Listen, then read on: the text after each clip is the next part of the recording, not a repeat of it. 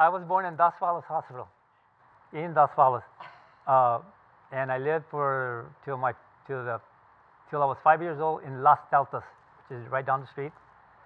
And then we moved to Faribault, and from there I stayed here. I've been here officially 77 years, but 6 years was in the Corps, and then I tried to live in LA. I didn't make it. No, LA was too fast. They called me pendejo. Yeah. They go, why didn't you stay in school? I go, Dad, I can't do it. I'm no good in school. I have to work. So I went to work in prison. And I got my draft notice. My dad called me, says, come home. I have a paper for you. So I drove from Fresno after work to Faribault. I didn't like the idea of being drafted, so I went straight to the Marine Corps recruiting office, and I gave him the paper, and I said, hey, I've been drafted. He goes, sign there. So I signed. As soon as I signed, he tore it up, and I joined the Marine Corps. Just the Marine Corps. I didn't have a fishing pole, so I couldn't join the Navy. Basic training? When you join the Marine Corps, you join for one thing only, and that's to kill a human. That's literally to kill a human. So they teach you how. Yes, I was in ITR. I was 0341, which was motors, 81 motors, and it's just like this with a tubo about that long, and the round is about that big. So that's the training I got, and then you shoot it and eliminate humans. I don't really think I had anything that was difficult to adapt to. I was actually real good at everything I did. Uh, I got to meet people from all over the United States, and I had to learn to appreciate their feelings and their goals.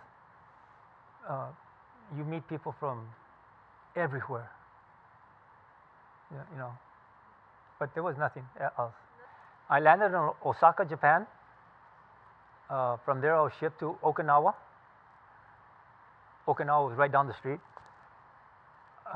There, I was. We were lined up, and we were told which unit we were going to go to, which company. I went into the 7th Marines. I was there for 12 months in like 9 days because my brother showed up early. From there, I came back to Okinawa. I did 2 months there. From there, I was able to. I went on R&R and met my wife. Not met, but I had her. She flew to Hawaii, and I also went to the Philippines for a week. So I got to go someplace and meet not weird, but different people than us, literally different. Do you have any memories that you would like to share while you were in these places? Do I have memories? Yeah. Oh my God, Mija, you don't have the time. I swear to you. I can tell you. Share one specific that the second I told you this question, it popped up in your head. Would you like to read it? Would you read it for us?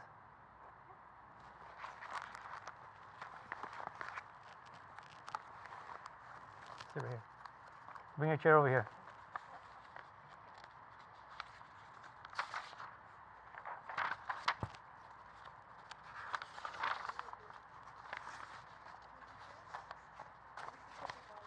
Sit right there. Read it out loud so everybody can hear it. From the beginning of it? No, right here. You can start right here. Okay. For heroic achievement in connection with the operations against injured communist Viet Cong forces in the D1st Battalion, 7th Marines, 1st Marine Division, on the night of April 1968, Private First Class. Mitchell? No, it's.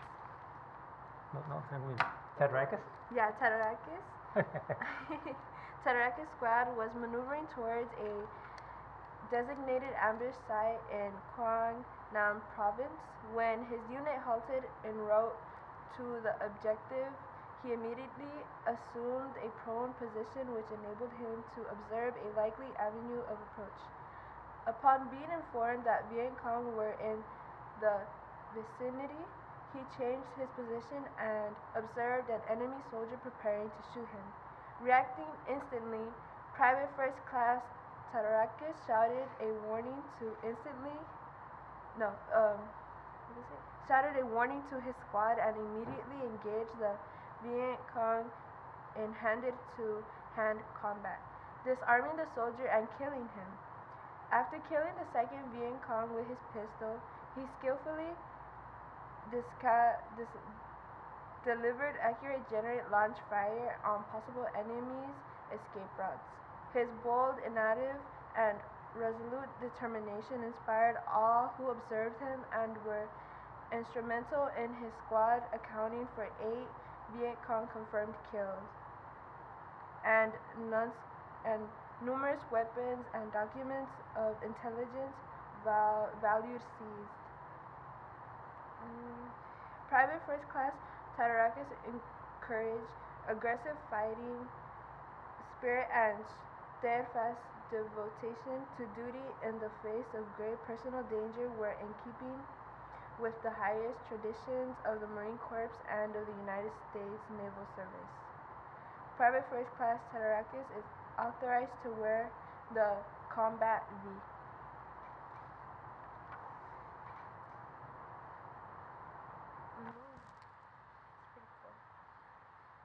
The V for valor.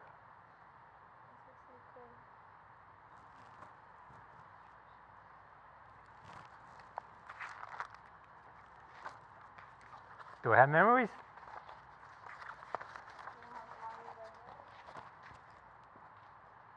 Muchos. I have a lot of memories. No. I figured I'd get it over with. In high school, we didn't know nothing about Vietnam. We never spoke about it. Nobody ever mentioned it. Once in a while, we joke around when we were all the vatos were out there in the back, in our special place over by the Legion Hall in Dos Palos High School. We joke about it, but nobody knew anything about Vietnam. That was never spoken. It was never taught. Nothing. So, why would I have any hesitation?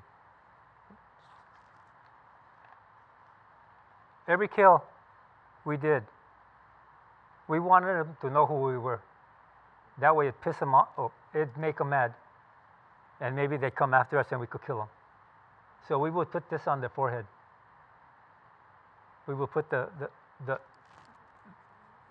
this was bad luck for them, and this would tell them which platoon killed them. So we would put this on their forehead, and we made sure it stayed on there. Trust me, we found a way to get it to stay on there. This is a rifle. You probably can't see it. It's a Hungarian FEG 35, I believe. I killed a man for that. I had to kill him. It was me or him. And I was going to go home. I didn't give a shit about him.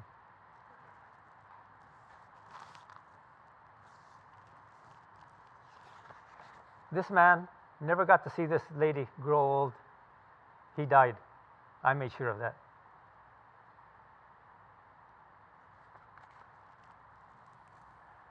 And this is the reason they fought. I don't know if any of you know who it is. Do you? This is Ho Chi Minh, the leader of North Vietnam at that time. And they would die for him, literally die for him. He was a god to them. And whatever he said, they did. And they would die for it. This man never made it home to see that. I made sure he never got another Christmas. Now this is my Uncle George. He's a POW. They've never found him. He was Korean. He grew up right here in Los Deltas. Went to Dos Palos High School. This is my crazy ass brother Johnny. He did 16 Marine Corps, 16 Army. He lives in over there by Paso Robles, San Miguel. He retired. These are things I have more. I have a lot more, but I didn't bring them all. I didn't bring them. I have them in the truck. Do any of you know the Bible, the Ten Commandments? Give me the number for the thou shalt not kill. Cállate, you're a teacher. Seventh commandment. In the Marine Corps, you get that, the Ten Commandments, you scratch that out. You black it out. Thou shalt not kill. Think about it. If you're a good Catholic, what do you have to do? You have to follow the rules of the Marine Corps, not the rules of your God. And there were times when we would be given the Holy Eucharist at the bottom of a mountain. A priest would come and give us the Holy Eucharist. And then, after he gave us the Holy Eucharist,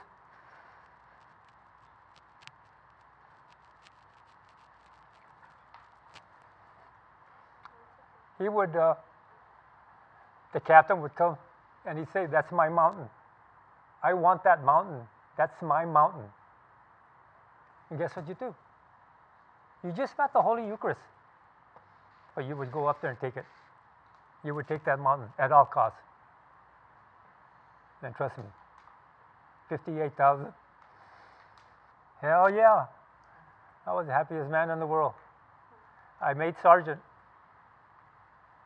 I made sergeant in Camp Lejeune. And I was told by my staff sergeant, he goes, "Takaratis, you're going to go back." And I go, "Why? I did my tour." He goes, "They need sergeants." So I told him, "Fuck you, I'm not going back." He says, "Okay, we can give you an early release." I said, "I'll take it. I'm going to get the hell out of here. I'm not going back to Vietnam. They don't deserve my body." But I don't know if you guys ever interact in Farball, but in those days, Farball was a community of a close-knit community. Everybody knew everybody. Everybody. And when I landed in Norton Air Base, south of LA. 150 of us landed. And as soon as we landed, we all shouted the same thing. I'd rather not shout it because unless you can edit it out, I don't know, or unless you're a good Catholic. We all said the same thing. That what? And that was fuck Vietnam. We'll never go back. So when we were getting ready to get off, we were told, "This is what you're going to do. You put your civvies on, which is civilian clothes. You do not interact with anybody. You do not interact with protesters because you'll probably kill them." Because we weren't debriefed. We were brought from there to here. So we were told, "Do not interact with any protesters." So my mother, my father, and my wife picked me up, and it was fantastic. We came home, came to Farball. It was beautiful in Farball, literally. I didn't have any problems. It was horrible. I think I drank probably about 10, 15 years. I drank. I'd go to bars and get in fights. I couldn't. I had a lot of problems. And my brother Johnny and my dad both tried to get me into the VA, and I wouldn't go. I said, "There's nothing wrong with me, Dad. Come on." He says, "Mike, you're going to go to jail. You may go to prison." And I said, "No, come on, dude." So I had a lot of problems until I got thrown in jail. And I said, "Why am I doing this? Why?" I stopped drinking. I tried to make a normal life. And I hope my wife will always remember that. Oh, yes. Oh, yeah. That's one thing we were taught. My dad was adamant about working. And he always said, "You don't put 100%, you put 110%. So I went to work right away. But as soon as I got to work, I would go get drunk. And then, of course, like I said, I got thrown in jail. That woke me up quick. Uh, I wish I could tell you why, but it's not worth the telling. I mean, not, you should know. Um, we we Johnny and I went to work right away. We never stopped working. Your advice about going into the service or what?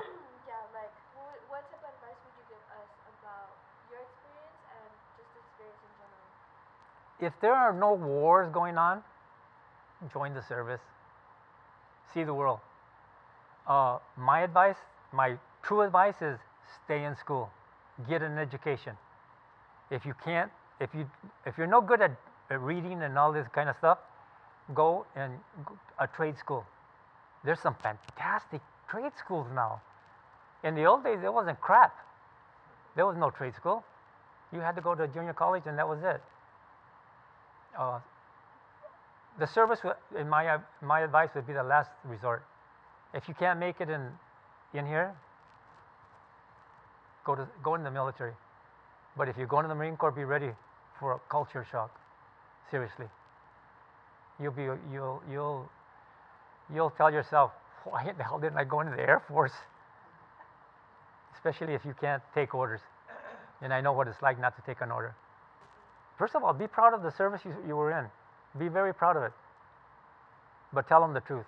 When somebody tells you, I want to go into the Marine Corps, pendejo, go into the Air Force, the Navy. Learn something. You go into the Marine Corps, you're going to learn one thing and one thing only.